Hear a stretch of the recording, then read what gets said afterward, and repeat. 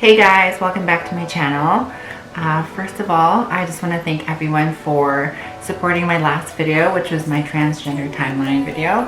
I had such a great response from everyone that's seen it, so thank you, I really appreciate it. So today's video is just going to be a nice little follow-up essentially. So lo and behold, we're doing a Q&A video, so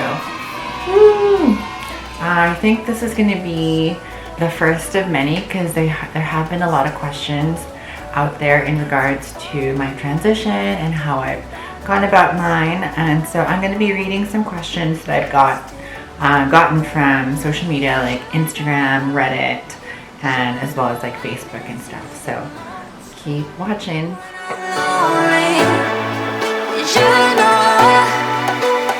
I miss you the most when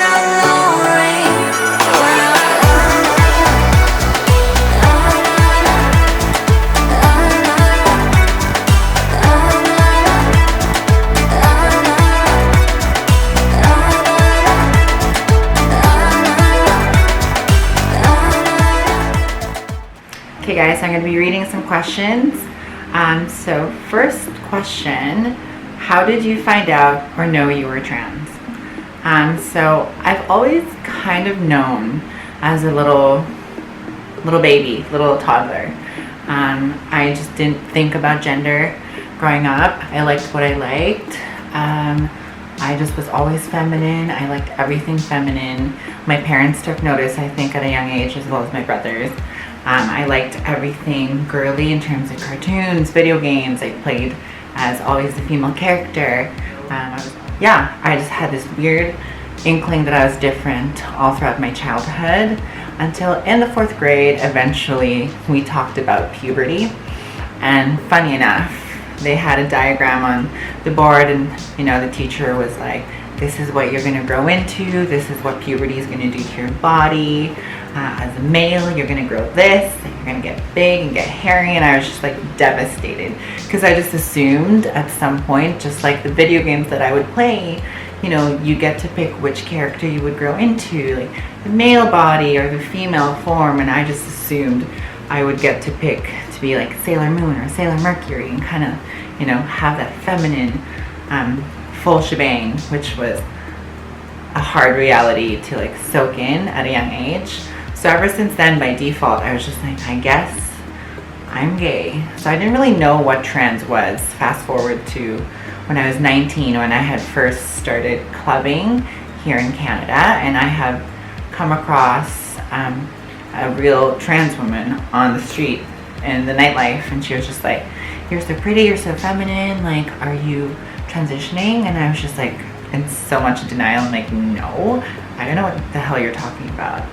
And then eventually I went home and researched what trans was, and I was like, holy crap, like this makes total sense. This is who I'm supposed to, this is who I am. Like, how did I not know this? Yeah, so when I was 19 was when I really realized it could be a possibility. It could be a life that you could live. You could have been born male and you could be female. That's when I really realized, but that it was a possibility. That being said, I've kind of known all throughout my youth, all throughout my life, that I was just female. I was always so feminine. Oh, this one's pretty out there. Were you always female or trans in your sexual fantasies with guys or girls or both? And do you watch trans porn? So in my sexual fantasies, I just always pictured myself as the female, not necessarily trans, because I didn't really see myself as trans. I just knew deep down I was female. Yeah, as for the whole sexuality thing as a trans person, like, were you more interested in guys or girls or both? I never had any interest in females. As for, do I watch trans porn?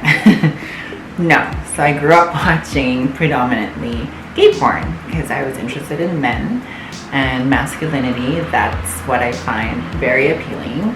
And to this day, like, I don't really seek out porn or trans porn, and if ever I do, it's going to be mostly more so gay porn because of the masculine aspect. Like, that's a turn on. The question goes, how do people react when they find out you are trans? And if you tell them, does that affect their reaction? People react very positively now. I think 5 years ago, it was still a very different landscape. That being said, I don't scream my status at the top of my lungs wherever I am. I like to be a little bit more stealth about it, out of safety and also out of privacy reasons. I don't use my status as a way to bring up a conversation or to get people to talk about me. It's more of a detail about my life and myself versus me fully. Like, I'm maxi for first and foremost. I just so happen to be a trans female with a trans experience, and I speak about it. So it's not who all I am about, but it is a huge factor in my life. So on my social media, my dating apps, you know, of course it's out there. But when I meet people for the first time, I'm not gonna be like, oh, by the way, this is me. Because that's none of their business, first and foremost. It's none of their business what I was born with, or, you know, who I sleep with, it's the same with like sexuality and gender. Like, what's important is I'm a person. You know I'm a person. You're meeting me as a person. And if I feel safe, that's when I'll come out and tell you, essentially. Or if the conversation, you know, leads to that, then I'll say something. It's different when I'm dating. You know, when I'm dating, if someone approaches me in a bar, this is where it's a totally different landscape. If I'm in a bar and guys, you know, show me attention or whatever, that's where it gets tricky, because in my head I'm always so conscious. It's like, damn it, I'm gonna have to tell them at some point. But really, I only have to tell them if I see the interaction heading anywhere, you know, on a personal level. If there's an attraction, or if, you know, I think he's cute, then I will say something and it can progress from there. But if it's just a meeting, a quick meetup, I feel like there's no need for me to say anything. I won't say it because it's no one's business. Unless it becomes their business, if they like me a certain way, or if I see it heading in a direction where they are getting to really know me, then that's when I'll say something. So I hope that answered that question. That was pretty lengthy. All right, next question. Is Europe better to trans people compared to the US or another place in the world for that matter? I actually don't know, because I don't live in Europe. I live in Canada, in Vancouver to be exact. Is the safest place to transition is somewhere that is more tolerant, like a city that is definitely more tolerant, that is more diverse. I think a diverse city will embrace your transition much better and much easier. You'll have more resources as well. So for example, me, when I moved from the suburb of Cloverdale all the way out in BC, to say Vancouver, a main city, there was a lot more resources for me to really allow myself to transition more seamlessly, as well as I'm able to surround myself with people that are more open and loving and caring in regards to acceptance. And so for me, moving to a city, I knew, because it's so fast paced, no one's really going to blink an eye and notice. I think it's harder in a smaller town or a suburb or something, because it becomes everyone's business. People start to notice you in like establishments and stuff, whereas compared to a busy city, it's like you're just one of millions of people there trying to live their life. So in Canada, in Vancouver, the healthcare here has really aided my transition for the better, and also my benefits at work have really helped my transition. So I mean, I sing praises for how Vancouver has handled my transition. So yeah, big ups for Canada. One of the most livable cities, guys.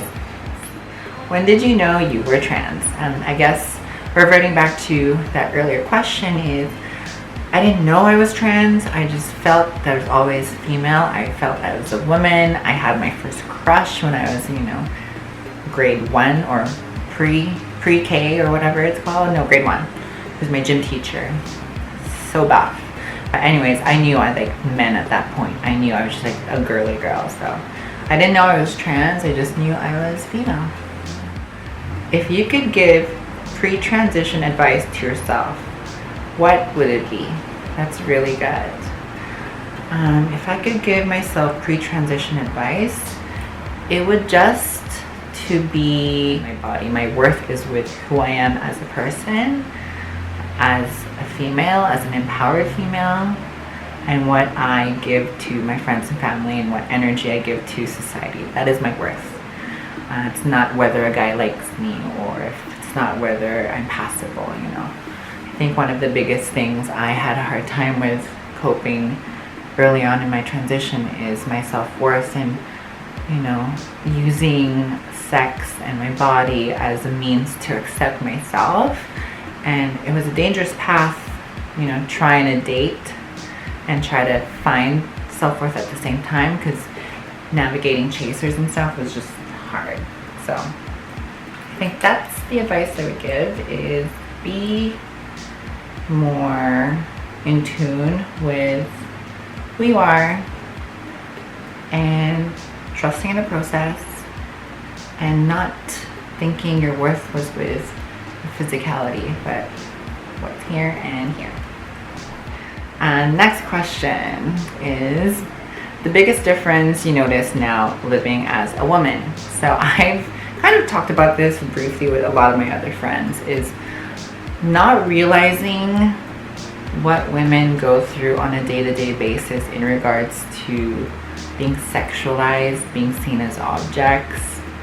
And you know, I've lived this for 5 straight years, and seeing the progression to now looking the way I do, noticing the catcalling. Like, that's something I never, you know, growing up male, you don't get catcalled. I was just like, wow, this is insane. People, like, women go through this and endure this, and that was a big eye-opener. Like, that's something I noticed once I started my hormones, my HRTs, the mindfulness and the objectiveness of how I thought about things.